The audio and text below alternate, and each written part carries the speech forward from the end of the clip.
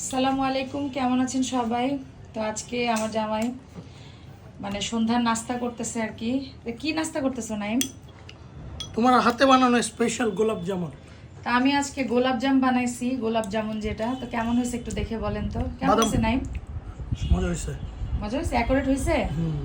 তা আমি গোলাপ জাম বানাইছি, আর এই জায়গায় হচ্ছে আমি আলুর চপ, ডিম চপ আর বেগুনি বানাইছি।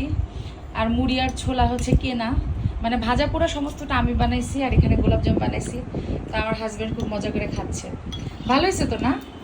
আর আলুর চপ বেগুনি একটু খেয়ে দেখাও দেখি কেমন হয়েছে। কেমন হয়েছে একটু খেয়ে দেখাও দেখি। আলুর চপ বেগুনি এগুলো আবার গরম না। তারপরও খাও, একটু খেয়ে বলো, রিভিউ দাও কেমন হয়েছে। মজা হয়েছে? পারফেক্ট। তো যাই হোক, আমার হাতে বানানো নাস্তা আমার হাজবেন্ড খাচ্ছে। তো আপনারা কারা কারা এরকম ঘরে বানানো নাস্তা খান অবশ্যই কমেন্ট করে জানাবেন। আল্লাহ হাফেজ, টাটা দিয়ে দাও। বারবার